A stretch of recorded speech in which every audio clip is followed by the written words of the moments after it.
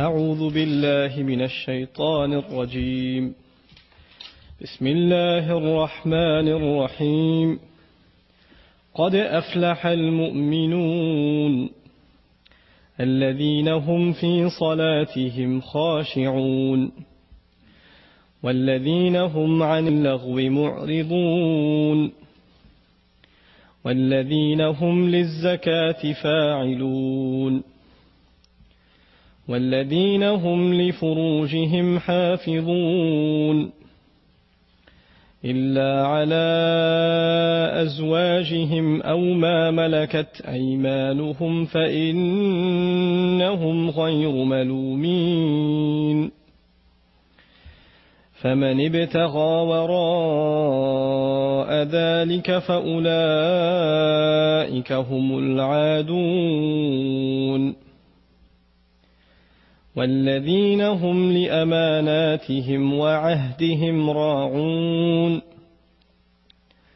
والذين هم على صلواتهم يحافظون أولئك هم الوارثون الذين يرثون الفردوس هم فيها خالدون. اللهم اجعلنا من الذين يرثون الفردوس. الحمد لله والصلاة والسلام على رسول الله ثم أما بعد. We were up to the ayat about guarding one's privates, وَالَّذِينَ هُمْ لِفُرُوجِهِمْ حَافِظُونَ, and we made the intention إِلَّا عَلَى أَزْوَاجِهِمْ أَوْ مَا مَلَكَتْ أَيْمَانُهُمْ فَإِنَّهُمْ غَيْرُ مَلُومِينَ, that we're going to discuss some of the lessons in this ayah بإذن الله today, and specifically in regards to married couples and the issues therein that are big problems in the Muslim community nowadays, and simply because the guidance of Allah Azza wa Jalla is being ignored in these matters in the home. I mentioned this at another dars, but I want to reiterate it. A lot of times what Allah subhanahu wa ta'ala reveals as universal guidance, when you share it with somebody that has a specific situation, the first thing that comes to their mind is, I know the ayah is there, but it doesn't apply to my situation. I have a special circumstance, right? The ayah is great, it's beautiful, but it's, I understand that that's there, but you need to understand my specific situation. And this is the attitude that the prescription and the guidance and the solutions that Allah subhanahu wa ta'ala provided, they are theoretical, and maybe they apply for everybody else. But for me, you have to give me something different, And so this attitude, we have to shave off this attitude. And we have to develop the attitude that Allah's solution subhanahu wa ta'ala is the solution. What He subhanahu wa ta'ala offers is brief, is concise. Sometimes it seems like that solution is too easy to be right. It's too simple to work. But subhanAllah, that's the beauty of this deen. Simple solutions that help the most complicated problems and solve them and take care of them. So the thing that we wanted to share today, inshaAllah ta'ala, are the words, إِلَّا عَلَىٰ أَزْوَاجِهِمْ أَوْ مَا مَلَكَتْ أَيْمَانُهُمْ فَإِنَّهُمْ غَيْرُ مَلُومِينَ. These are the people who are in regards to their privates, they guard them, especially in regards to their privates, except where they are rightfully allowed to have pleasure with, have intimate relationship with who? With their spouses or what their right hands possess. And I'm going to leave the right hands possess part for the end, inshallah. Because that's an academic discussion, we really shouldn't be bothered with it too much nowadays, because I'm not sure if anybody here has anybody that their right hand possesses. So, so, let's talk about what is most relevant within our context and then discuss that. Usually, most of the time when Muslims ask about the possession of the right hand, it is, how come Allah said that? How do we tell the non-Muslims about this? Right? That's basically what it comes down to. First of all, even that attitude in and of itself is incorrect. We're not here to explain or, do away with the flaws in the Quran, ma'adallah. The Quran is flawless and the deen is flawless. Right? So the urge shouldn't be to, let me tell you, it's not so bad. Let me reconcile it for you so you don't feel so bad about it anymore. Because that's really not the issue. The people who raise criticism against our deen, they will come up with things like polygamy and, the concubines and the women in paradise, the hur al-ain in paradise, right? And they'll come up with violence in the Quran and, etc., etc. The list just goes on and on. The male versus female witnesses, most of them having to do with the feminist movement, if you think about it, right? But when you respond to one criticism properly, guess what? They'll say, oh yeah, let me come up with another one. And then you go and respond to that one, and then they'll come up with another one. And then you respond to that one, and they'll come up with another one. So you have to understand to play the game a little bit. And the way we understand to play this game is the way Allah subhanahu wa ta'ala, He responded and rebutted Bani Israel, who were very good at asking questions. And Allah quotes a lot of their questions in Quran. They ask this, the messenger answers. They ask that, the messenger answers. Until it reaches a saturation point, and they ask after that, and the messenger ﷺ is told to give them the most stern of the answers. Right? They ask about Dhul Qarnayn, find the answer has been given. They ask about the Ruh, find the answer has been given. They ask about the people of the cave, the answer has been given. They ask who gives you revelation, the answer has been given. They keep, how do you have a boy sometimes? How is there a girl born sometimes? Go ask your Lord this. The answer has been given. And then eventually they ask again, أَإِذَا كُنَّا عِظَامًا وَرُفَاتًا أَإِنَّا لَمَبْعُوثُونَ خَلْقًا جَدِيدًا. This is even asked by some of the Bani Israel. Are we going to be raised again? Even though it's in their revelation. This is in Surah Al-Isra. And Allah this time, you know what? That's enough. قُلْ كُونُوا حِجَارَةً أَوْ حَدِيدًا. Tell them even if you turn into rocks or iron, you're going to be returned again. So it's, what the response is? You know what? Enough with your questions. Because the intent of the questions are tangents. Because, if you watch media, which I don't recommend, but if you watch media, what happens is the interviewer is in charge of the discussion. Why? Because he's the one asking the questions. The one who's answering the questions is in a defensive position, and the one who's asking the questions is in an offensive position. And obviously the one in the offense is winning. Right? So you will find, even if the interviewee, the one being interviewed, has the best answers, as soon as he gets a good answer, the interviewer can change the subject and ask another tough question, or go to another controversy to make him feel like he lost. Right? He has the last laugh. Now look at the dialogue in the Quran. Allah subhanahu wa ta'ala constantly, He poses questions to the people. ما لكم كيف تحكمون أم لكم كتاب فيه تدرسون أفلا تعقلون. Questions.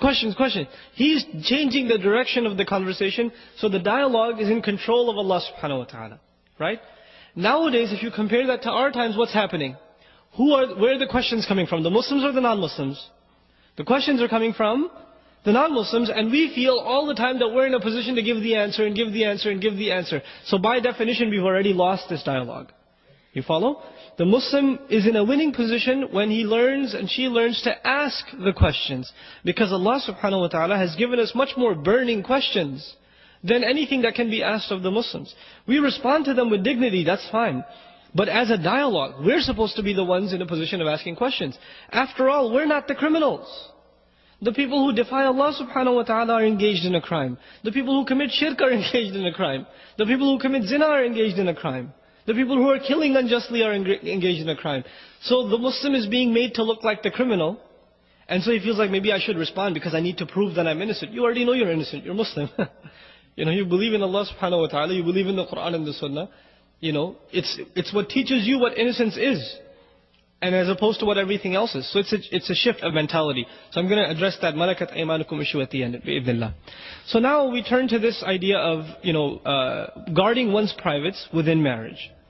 Before a young man gets married in our times nowadays, they've watched a few movies here and there before they made tawbah and they became religious. And they have this idea of what love is and what marriage is. And, brothers come up to me all the time, brother man, I gotta get married, man. As though like in their head, once they get married, all their temptations are just gonna poof, disappear. And life is gonna be bliss and we're gonna read Quran together, And, it's gonna be just a spiritual experience, right? And there's this fantastic view of what marriage really is. Those of you that are married are probably not even laughing right now. Because they're like, what? Because, what is he talking about? Because you don't even remember feeling that way, right? So, yeah, it's many a times you do run into a brick wall. Because what is shown to us about marriage, our idea of marriage, especially the modern mind, whether Muslim or otherwise, the modern idea of love and companionship and a man and a woman together, the idea of it is basically the same as dating. Okay? And dating means you have all the fun and when things get difficult, you walk away. That's what dating is, right? So what we actually, when we think of marriage, men, brothers and sisters even, when they think of marriage, they're thinking of the aspects of marriage that are like dating. But there's a lot more to marriage than dating, right?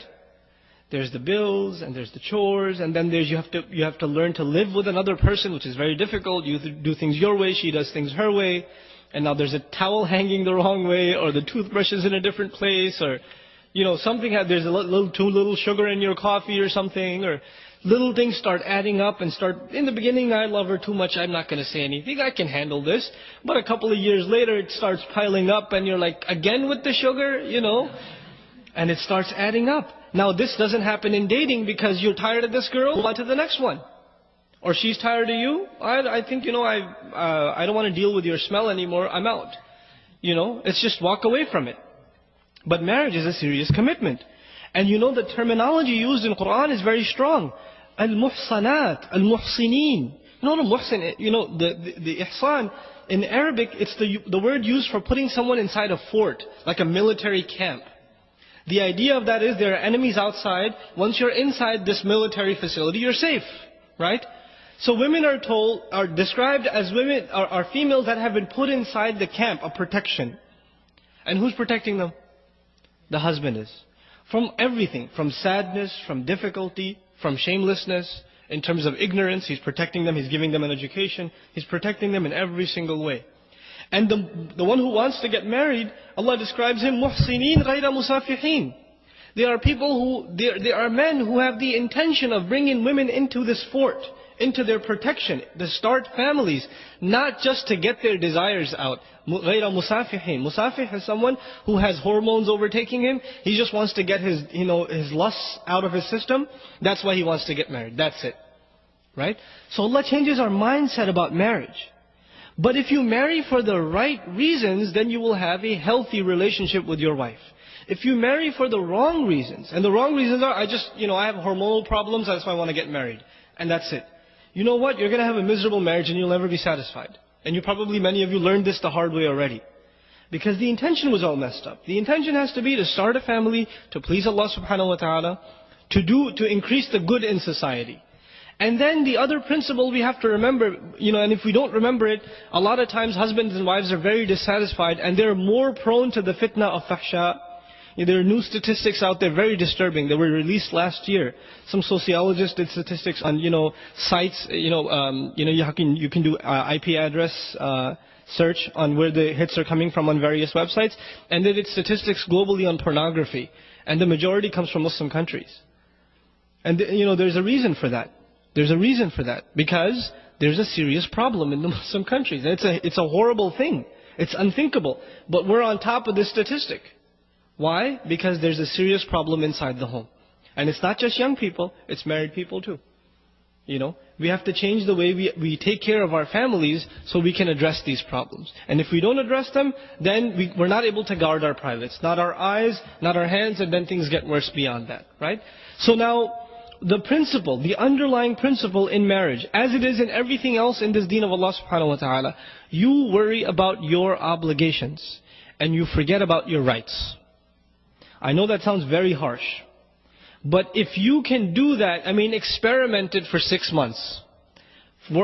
Forget about your rights, worry about your obligations. What can I do for my wife? What more can I do for her? Can I buy her a gift? I haven't given her anything for a long time. If she makes a mistake, pretend like she didn't even make it, right? وَإِن تَصْفَحُوا وَتَغْفِرُوا تَعْفُوا وَتَصْفَحُوا. وَتَصْفَحُوا means cover the page. When you cover a page, you can't see the previous page, right? So if your wife makes a mistake, you pretend like you don't even see it. Right? Instead of bringing it up and again with this, So you cover her mistakes and you go out of your way to fulfill your side of the obligations. You go out of your way to show sabr and compassion and overlooking. And even the hurtful comments, you don't respond to them except with a smile, etc., etc. You go out of your way to do your part. Because when you start expecting, you expect certain things from your wife. She should take care of me. I have physical needs. I have psychological needs. She should give me company. She should be nicer to me. She should smile when I come home from work instead of frowning at me all the time and reminding me what groceries I didn't do or what laundry I forgot to finish, right? She should be nicer to me. There's always these expectations in your head. And the believer, who does he expect from? The believer expects from his Lord, right? Because everyone besides Allah subhanahu wa ta'ala will disappoint your expectations. ضَعُفَ الطَّالِبْ وَالْمَطْلُوبِ is a universal principle Allah Azza wa Jalla revealed. The one who seeks, the one who demands is weak, has been weakened. And whatever he seeks has also been weakened, inherently weak. So long as you place any hopes in creation, you are necessarily going to be disappointed. You put hopes in your boss, he's going to give you a promotion, it's not going to happen. You know? You put hopes in a friend, he's going to come through, he gave you an appointment time, he's going to pick you up, he's going to be late. He's not going to be able to make it. You put hopes in creation, you put hopes in things, they will disappoint you. Allah Azza wa Jal wants us to learn to place hopes only in Him. And then when this attitude is developed, then what happens is, if your wife gives you a little, you're very grateful because you weren't expecting anything. A lot of times what happens is, we read a couple of Islamic books, maybe a couple of hadith about the rights of a husband and the rights of a wife, and what the crazy thing that happens is, husbands are reading about what husbands deserve, and wives are reading about what wives deserve. As opposed to the opposite. Husbands are supposed to be reading about what? What the wives deserve. But everybody's obsessed with themselves. They're selfish. Even when they come to Islam, they learn and they study that which serves them. So for example, parents, they may not know any Qur'an, but they know وَبِالْوَالِدَيْنِ إِحْسَانًا. They know that one. They don't even know where it is in the Qur'an, but they know this by heart. Right? Why do they know this by heart? Because it serves them. Right? The men, they may not know much about Qur'an, but as soon as the wife says a word, الرِّجَالْ قَوَّمُونَ عَلَى النِّسَاءِ. You know, the men are qawwamun, because it's self-serving. Now you're not a servant of Allah subhanahu wa ta'ala, you're using Allah's deen to serve yourself, right? So one has to understand, our deen first and foremost is a responsibility to fulfill our obligations. So we study and we learn how do we excel with our wives. How does the wife excel with the husband? You know, I gave a khutbah some time ago about the rights of the wife and the husband. And you know, I made 2 handouts. One was advice for wives, one was advice for husbands. And I said it over and over in the khutbah. Don't read the rights of the husband. Husbands, don't read those. Just read the rights of the wife. I made a handout for you, don't read the wife's handout. Read your handout. 20 brothers come up to me after the khutbah. Brother, that handout for the wives, can you give me a copy? It's like, no, I can't give you a copy. Because you're going to go home and say, see this? Point number 4 right here? You've been missing out on this for 6 months. You know. And these are real problems in marriage. This can lead to a really serious turmoil in marriage. So you want to have a healthy relationship in marriage, you have to take care of your obligations. And you, subhanAllah, Allah will put sakina in your marriage. And Allah Azza wa Jalla says about marriage, وَجَعَلَ بَيْنَكُمْ مَوَدَّةً وَرَحْمَةً. These beautiful words of Qur'an. You will find these words applicable in all of your married lives, those of you that are married. Allah says He put between you, between the husband and wife, love, mawadda, and it's passionate love. Allah says mawadda wa rahma, and mercy. Because in the beginning of marriage is very passionate. You're obsessed with your wife. You can't think about anything else. Your friends call you, they go straight to voicemail. Right? Because you just got married. For 6 months you're out of sight, nobody sees you. But then as marriage goes further, what keeps marriage alive? Isn't that anymore? Because other obligations come in. There's kids, there's work, you're not on honeymoon anymore. How do you keep the marriage sustained? Rahmah, mercy towards your wife. Mercy towards the husband. Courtesy between you. You know, this man comes to Umar radiallahu anhu, he says, I want to divorce my wife. And he says, why do you want to divorce your wife? He says, I don't love her anymore. I don't find her attractive anymore. And so Umar radiallahu anhu asked him, فَأَيْنَ الرِّعَايَةِ? What about courtesy? What about the courtesy you owe your wife? She doesn't take care of your kids? She hasn't put up with you all this time? You know? And you know, we're difficult creatures to put up with, men. Right? We're very difficult creatures to put up with. And our wives put up with us. Even if they say a couple of words here and there, in the end they still put up with us.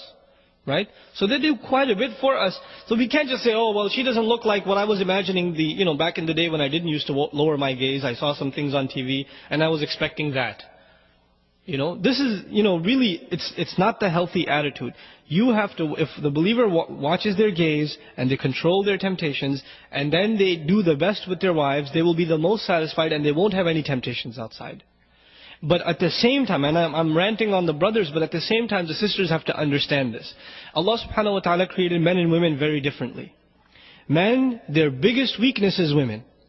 They could be rich or they could be poor, they could be, healthy and not very healthy, skinny and fat or tall, doesn't matter what culture, what language, all of them have the same weakness, women. And women, Allah Azza wa Jal, in majority cases, He made them oblivious to this weakness of men. They don't realize how bad it is. So when the ayah comes and a woman reads it, lower their gaze, oh yeah, I could do that. And they're like, what's the big deal? Why can't men just lower their gaze? And then you say, you don't understand. What don't I understand? You have eyes, I have eyes, they have retina. It processes the same information. So what's the problem? You see, they don't understand the power of this desire that Allah subhanahu wa ta'ala put inside of us and mentioned as number one, زُيِّنَ لِلنَّاسِ حُبُّ الشَّهَوَاتِ مِنَ النِّسَاءِ. Number one of the desires that were beautified for men were desires for women. Right? The number one fitna the Prophet sallallahu alaihi wasallam fears for the men of this ummah is what? Women. Because it's a serious problem. So if the wives understand that, then instead of condemning their husband, why are you so weak? How come you can't control your eyes? Instead of knowing that they would accept this is the creation of Allah subhanahu wa ta'ala, you have to, the wife has a role of supporting her husband and becoming strong. And she can do that by warding temptations off from him, not by lecturing him. You know, and this is the other thing that's very important for wives to understand. The husband, he goes to the office, or he goes to the train, and there are women horribly dressed. They're sitting there smiling at everybody, trying to, basically this is all these women have in terms of their dignity. They're not respected for their intellect, they're not respected for their opinions, so all they think is we're going to be respected if men see more of our shame. So they dress in indecent fashion because when men look at them, they feel kind of, self-respect, like I'm worth something, people are looking at me. That's basically what it is. It's really horrible, it's sad. But then they go to the office and the secretary is smiling at you saying, how are you, how was your day? What are you getting for lunch? Oh, you're fasting. Oh, that's nice. And they're smiling at you.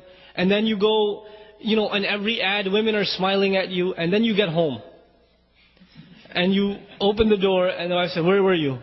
Oh, the train, the train was late. Oh, every day the train is late. Oh, I understand. And there's a frown every day. And the first day it's okay, the second day it's okay. 10 years of this, 12 years of this, what's going to happen?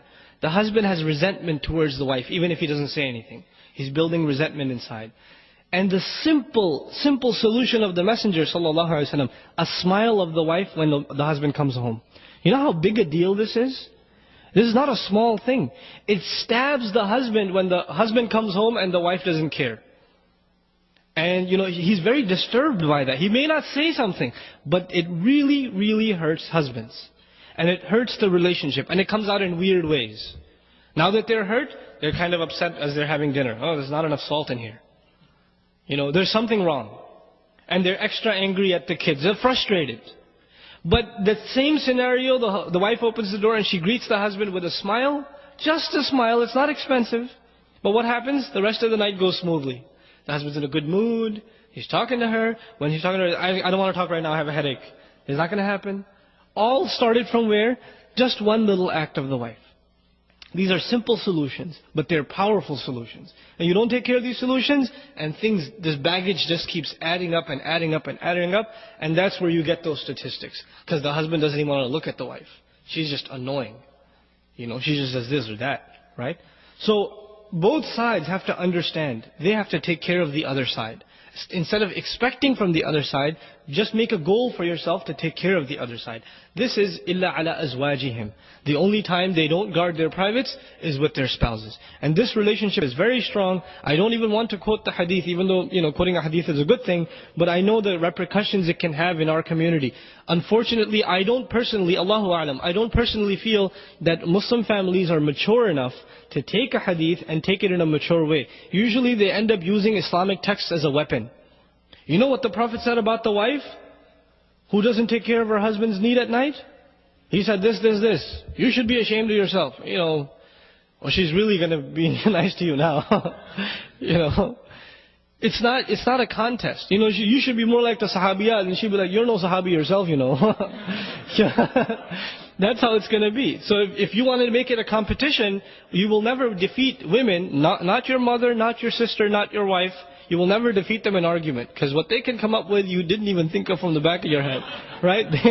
Allah put this in them. They have the power of speech, psychological speech, psychologically effective speech. So you have to learn to deal with that. The other thing, another piece of advice just in terms of harmony between husband and wife is that, argumentation. Men seem to think everything can be solved by reasoning and logical evidences. Right?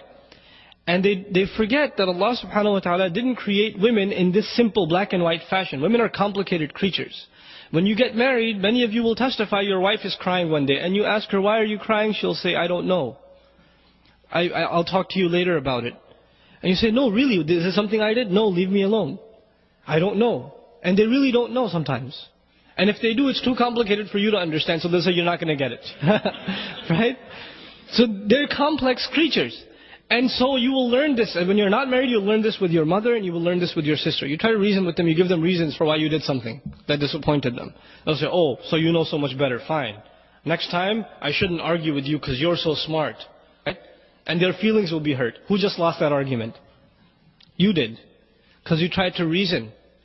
The way you argue, or you want to make your point with women, what's the best way to make your point with women? It's not by argument. The best way to make a point with your wife, to make a point with your mother, is actually the sunnah of the Messenger sallallahu alaihi wasallam. One, mercy. Second, silence. Silence. You know how effective silence is for good believing wives? If the husband is silent, then she will say, what's the matter? Is there something I did?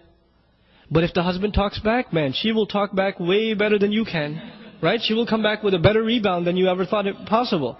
But if you're silent, and if there's an ounce of goodness in her, she will come and say, maybe even if I don't think it was my fault, I'm sorry. But the husband has to learn this technique of silence. And not silence with a frown and pushing her away. Just a little extra sad puppy face here and there. You know, try it with your mom, see if it works. And it will work with your wives also, inshallah ta'ala. Right? But this is important. These are the etiquette of marriage. The Messenger ﷺ, he could yell at his spouses. He could say harsh things to them. He doesn't. Because you know the relationship is so fragile, this relationship. And shaitan wants every opportunity to destroy it. And as soon as he destroys it, what's going to happen? Corruption in the Muslim community is going to happen. That's what's going to happen. Men are going to be not guarding their eyes anymore. And other things are going to happen. Scandals are going to spread. This is how they spread. From bad marriages. All the great tragedies that happen in the Muslim community that people don't even want to talk about because they sound so disgusting, where did they start? They start from a husband not taking care of the wife, and a wife not taking care of the husband. So this is at the heart of being a believer and sustaining our iman. Taking care of the wife and taking care of the husband. May Allah subhanahu wa ta'ala make us the best husbands and grant us the best wives. Then, the next thing, أَوْ مَا مَلَكَتْ أَيْمَانُهُمْ, what your right hands possess. And of course this is a big bone to pick among Western academics. You know, how come Islam allowed for women slaves and all of this stuff. The first response that you need to understand is that, you know, if you just change the terminology just a tad bit, just a little bit. I'll take 5 more minutes and I'm done, inshallah. If you change terminology just a little bit, historically speaking, when were women taken as captives in situations of war? I'm not talking about the Islamic civilization alone. Historically speaking, any civilization, when are women taken as prisoner? Either under prostitution or under war. Right? They're taken as captives, POWs. Now, either of those scenarios, how pleasant are they for women? Those two situations in which women are under another's rule, another's, authority. Both of those situations are horrendous, even today. If women are captured in a village by a military, you know what happens. In our times, by the most civilized army, right? By the most humanistic army. The army that takes 2 years of ethical training, and then goes and takes over a village, what happens to those women too? Right? Now Allah subhanahu wa ta'ala revealed, and our deen isn't in idealism. Our deen is in practical realities. The practical reality is this situation will occur.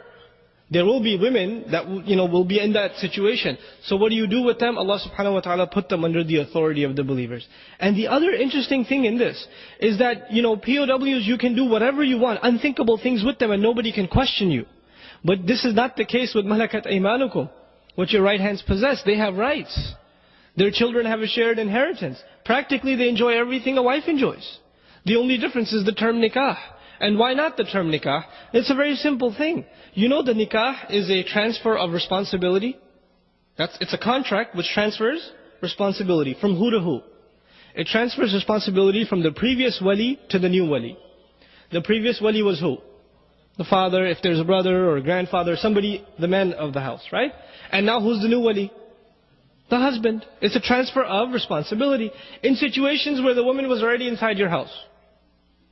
Before Islam, even the Sahaba owned some women. They're already there. If you do nikah, nikah technically means transfer of responsibility. So who are they transferring responsibility from? Themselves? It doesn't make sense. So what do you have to have? The responsibility itself. The transfer is not so important as the responsibilities themselves. So what does Quran and Sunnah do? It reveals the responsibilities in those situations. In case there's a transfer, nikah. In case there's no transfer, the responsibilities apply. You follow? So this is the second thing. So it's semantics. And if you just look at this one word, responsibility, and you say, you know what, you have a problem with the word concubines? Let's talk about the word responsibility. Let's talk about Western society, where every 2.5 to 3 minutes a rape is taking place, and teenage girls in public schools are getting pregnant, and they don't know who did it. And this hideous society is coming to life, and nobody's taking the one word. Nobody's taking responsibility. Nobody's taking responsibility. They don't even know where to go. And there's this chaotic situation in the society.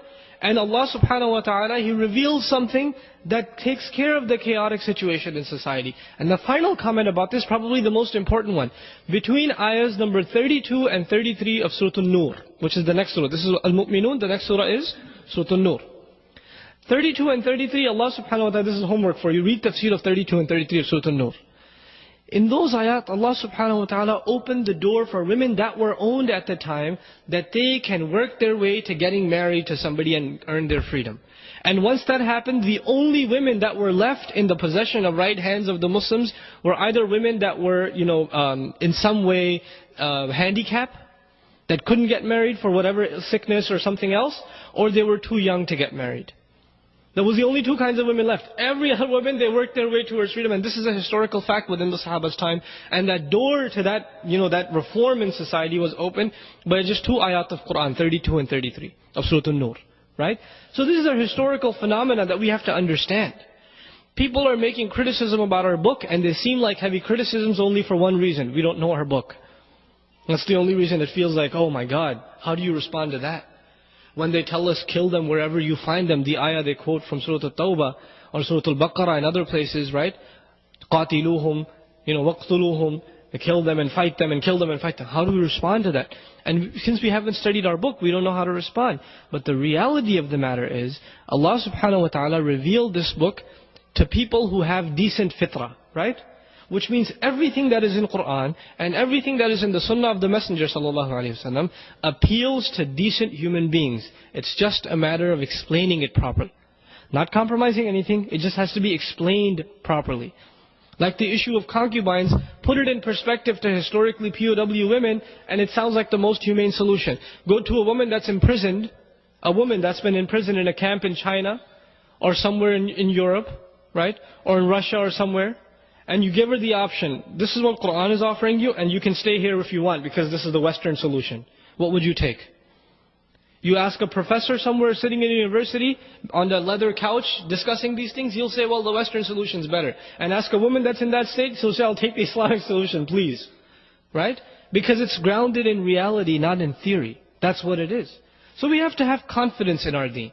These things that are mentioned, they're not controversial, they're not things to be ashamed of, they're things that will actually poke a bigger criticism on society. Why aren't you looking at this solution? Do we have to tell you this? Or you're telling us to do your way, that's obviously not working. Right? So, إِلَّا عَلَىٰ أَزْوَاجِهِمْ أَوْ مَا مَلَكَتْ أَيْمَانُهُمْ فَإِنَّهُمْ غَيْرُ مَلُومِينَ. Then they are not to be blamed. فَمَنِ ابْتَغَى وَرَاءَ ذَلِكَ فَأُولَٰئِكَ هُمُ الْعَادُونَ. Then whoever pursues a way other than that, even if Allah made the halal means open, somebody pursues another way, then they are the ones that have transgressed. They are the ones that have transgressed. Inshallah ta'ala, we're just going to discuss that part of it. The pursuit of ways other than marriage. And how the Muslim community has made the halal way of marriage so profoundly difficult for its youth, that the haram way is so much easier an option. And we've done that to our kids. We've done it to our kids by making nikah extremely Muslim community. So we'll discuss that tomorrow bi'idhnillah. Barakallahu li wa lakum fil Qur'an bil ayat wa dhikr al hakim. Assalamu alaikum.